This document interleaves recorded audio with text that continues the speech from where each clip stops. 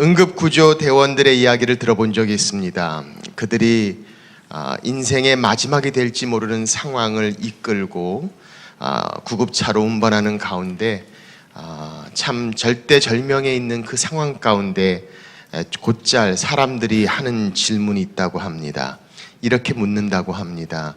내가 살 것 같나요? 죽을 것 같나요? 그 질문을 접할 때마다 그들은 어떻게 대답해야 할지 모르겠다고 이야기합니다. 솔직하게 얘기해 줘야 되는가? 그래야 되지 말아야 하는가? 그들은 그걸 가지고 무척이나 심하게 마음을 아파합니다. 많은 사람들을 그렇게 구조하면 응급구조대원들의 이야기를 들어보면 그 인생의 마지막이 될 수 있는 그 순간에 많은 사람들이 공통적으로 가지고 있는 후회와 생각들을 자주 듣게 된다고 합니다. 크게 세 가지를 이야기해 줍니다. 첫째는 그들이 이렇게 이야기한답니다. 내가 좀 더 많이 용서하고 살았을 걸.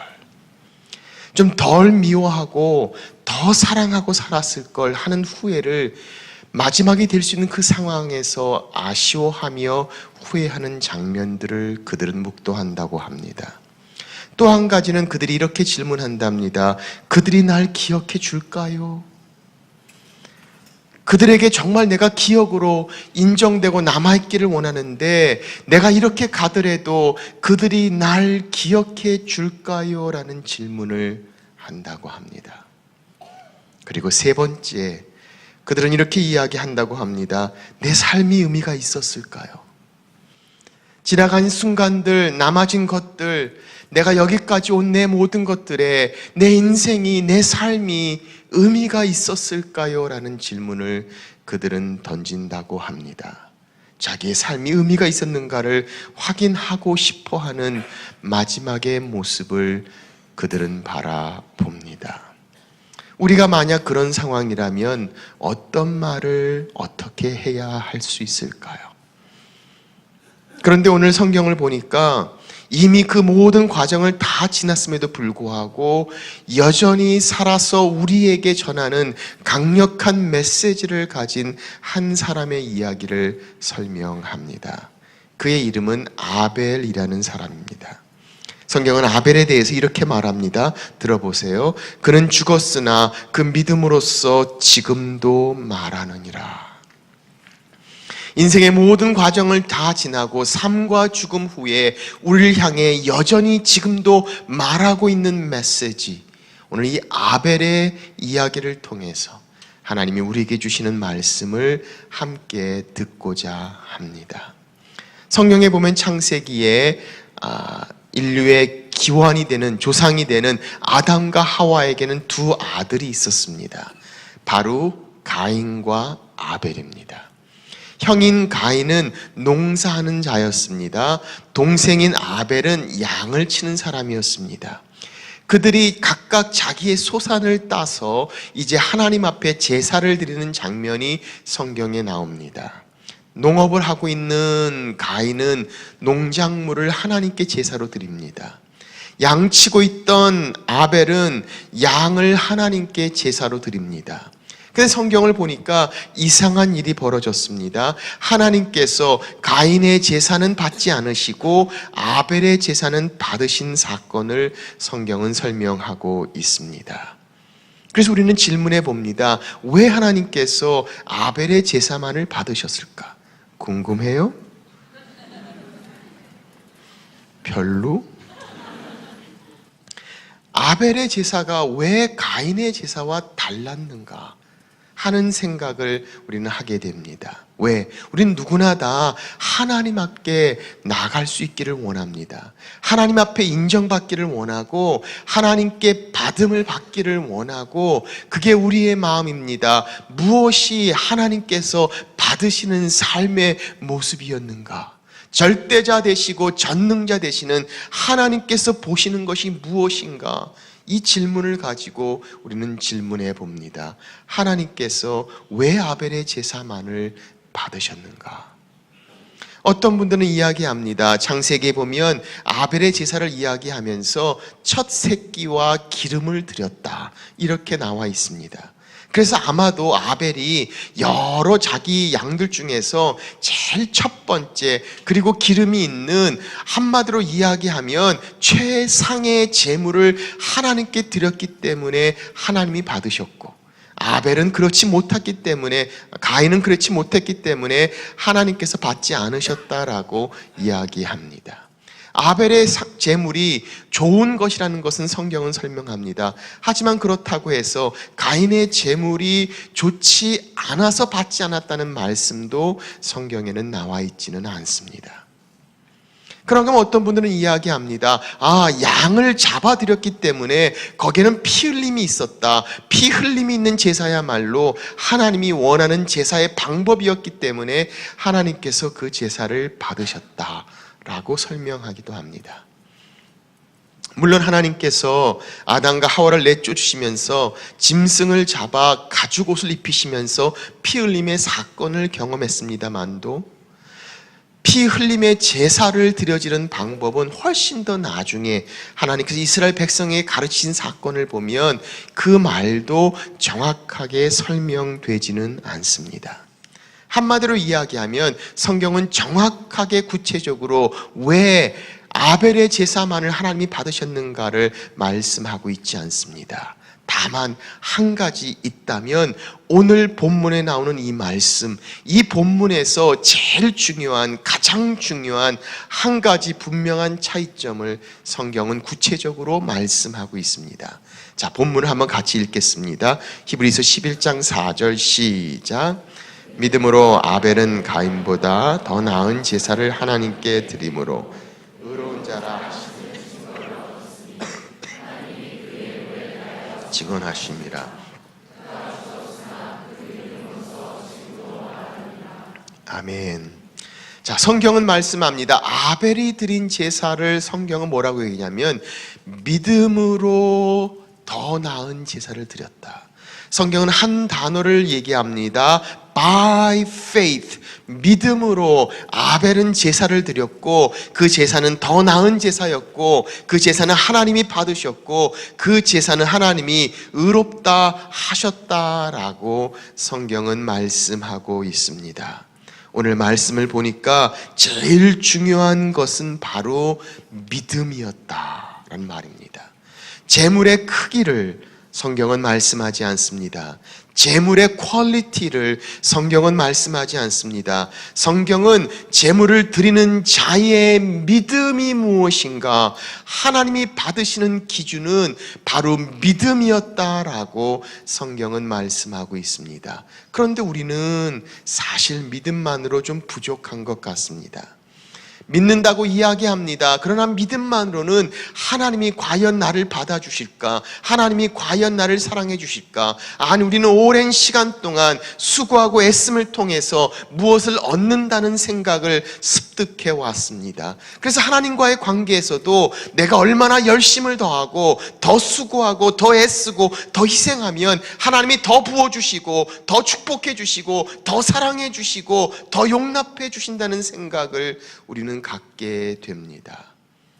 내가 축복받지 못하는 것, 더 사랑받지 못하는 것은 내가 빠졌기 때문이고 내가 열심히 하지 않았기 때문이고 내가 더 노력하지 않았기 때문이고, 그래서 내가 하나님을 위해서 얼마나 고생하며 희생한 만큼 하나님은 더 채우시고 유명한 성지를 방문하면 하나님이 더 은혜를 부으시고 희생하고 단기 선교 나가고 뭔가 하나님을 위해 더 많은 것을 드리면 드린 만큼 하나님이 나를 더 많이 받아주실 것이 같은 생각.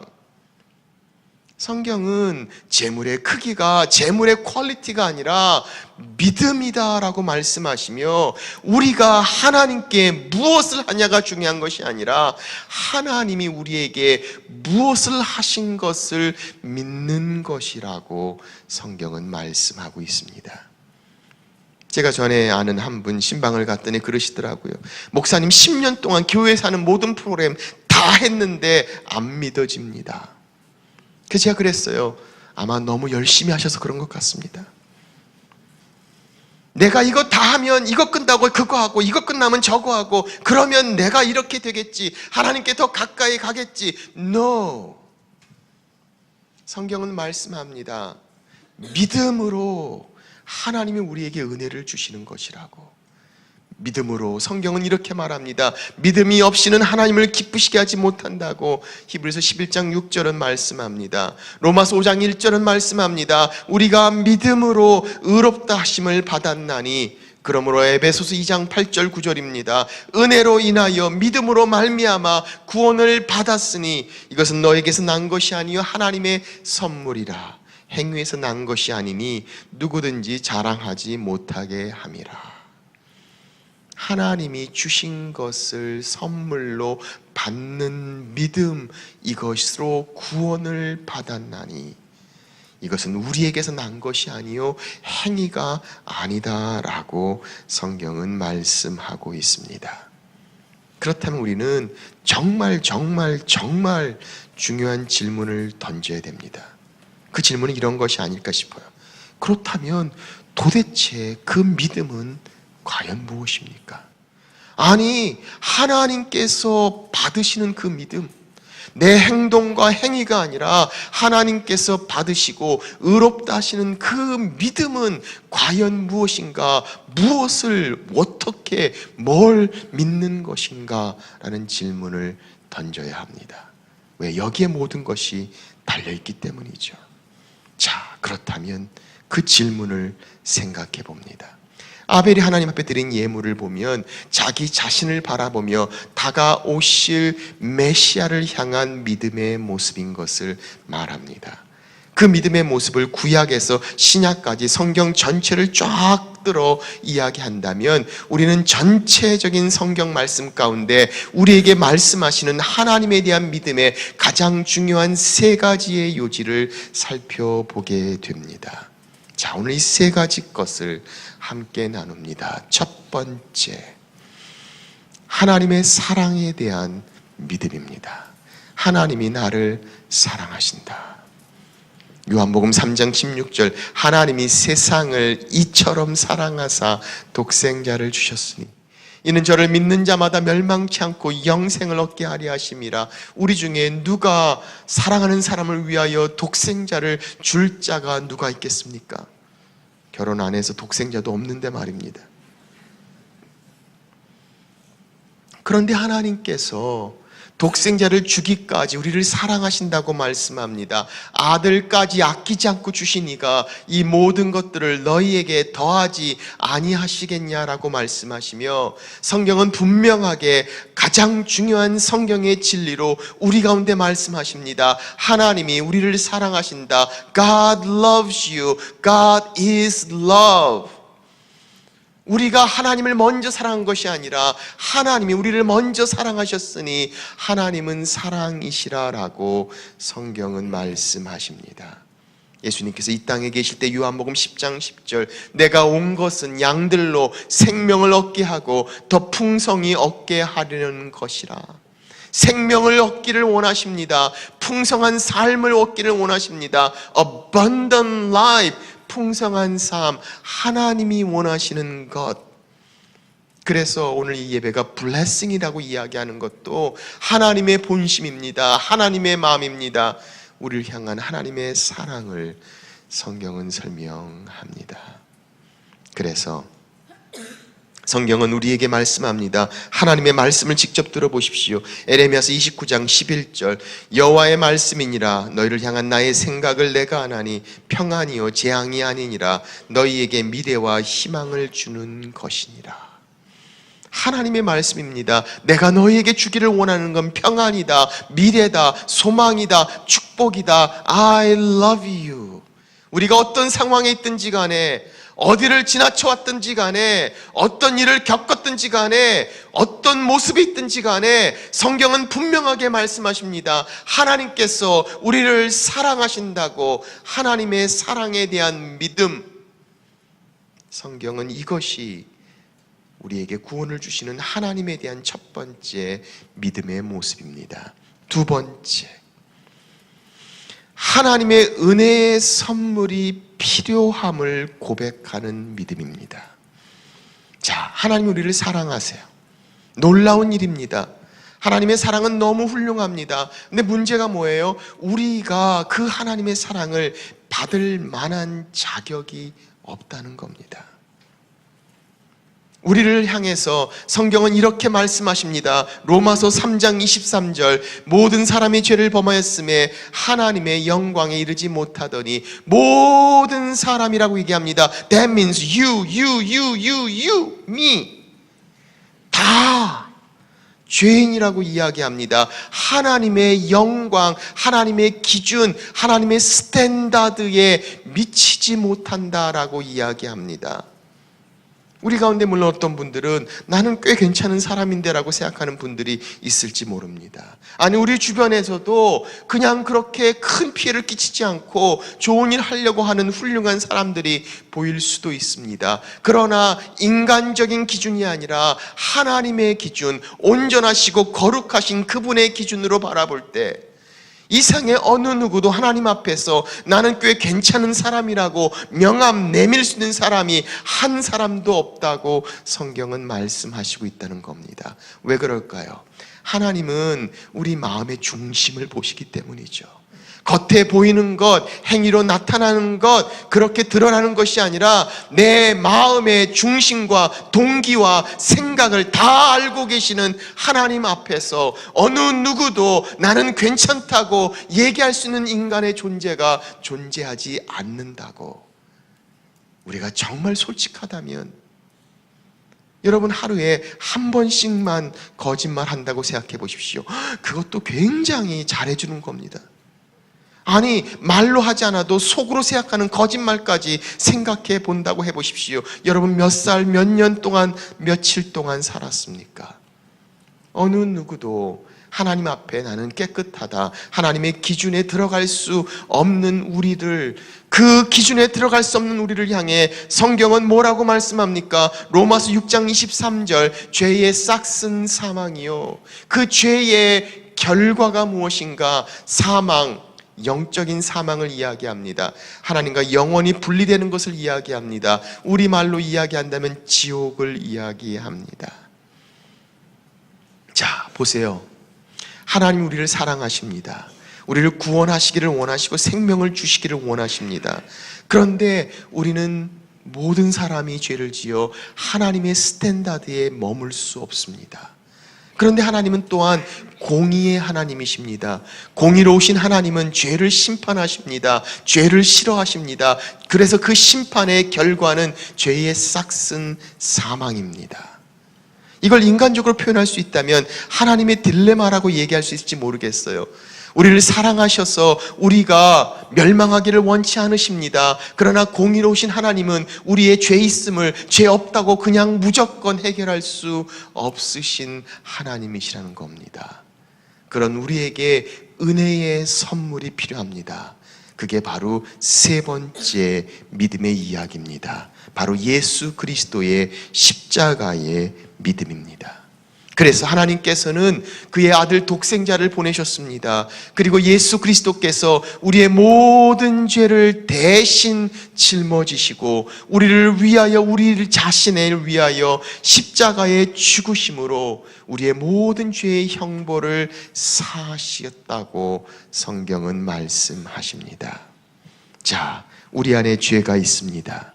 이 죄 때문에 우리는 하나님 앞에 나가지 못합니다. 하나님 사랑하지 못합니다. 하나님 알지 못합니다. 그런 우리를 향해서 예수 그리스도께서 오셨습니다. 그리고 주님께서 우리의 모든 죄를 대신 짊어지셨습니다.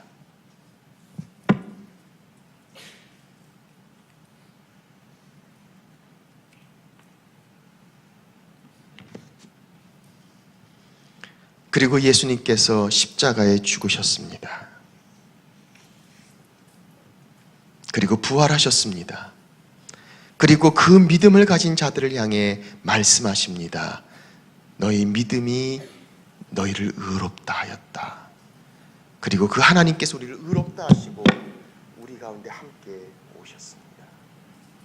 그리고 우리를 하나님의 자녀 삼으셨다고 성경은 말씀하십니다.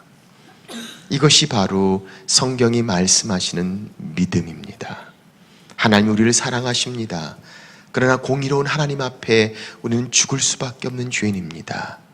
그런 우리의 죄를 예수 그리스도께서 다 짊어지시고 십자가에 대신 죽으셨습니다.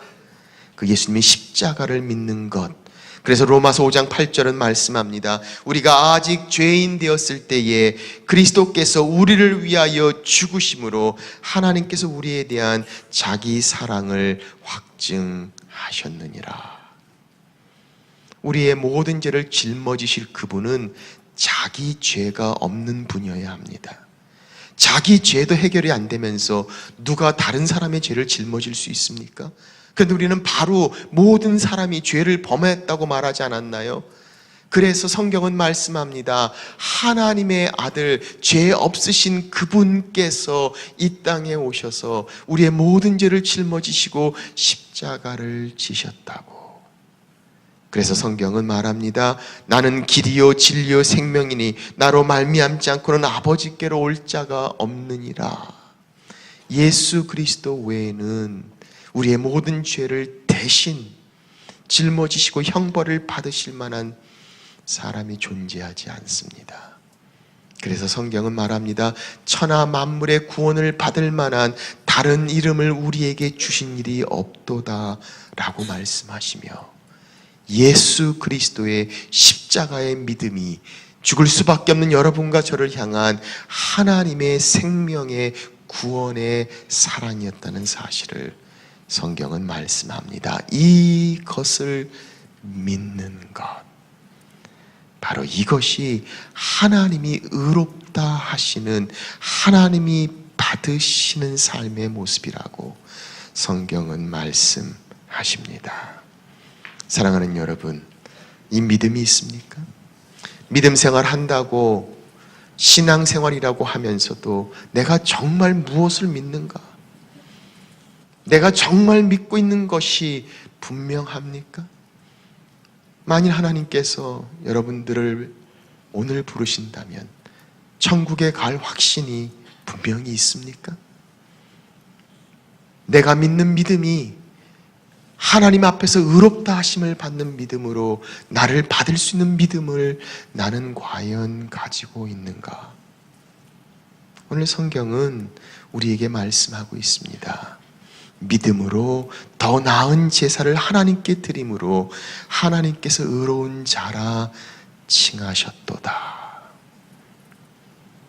그래서 성경은 말씀합니다. 우리 주님께서 볼지어다 내가 문 밖에 서서 두드리오니 누구든지 내 음성을 듣고 문을 열면 내가 그에게로 들어가 그로 더불어 먹고 그는 나로 더불어 먹으리라.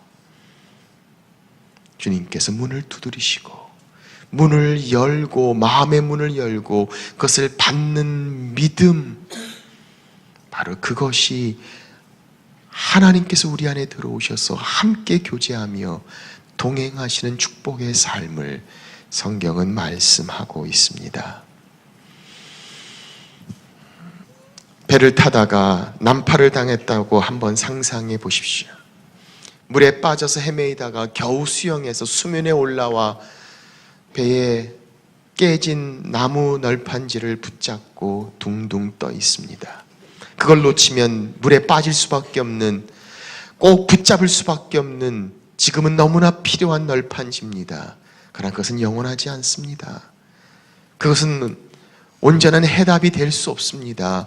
구조를 기다립니다. 누군가 구조해 줄 수 있다면 사고 소식을 듣고 구조선이 다가옵니다. 구조 보트가 가까이 오고 탄 선장이 손을 내밉니다. 내 손을 잡으라고. 그 손을 잡기 위해선, 구조되기 위해선 내가 붙잡고 있는 널판지를 놓아야 합니다. 바로 그 상황에서 구조를 위해 손을 내민 선장의 손을 마다않고 여전히 물 위에 떠있는 널판지를 붙잡고 꽉 붙잡고 있을 사람이 과연 존재할까요?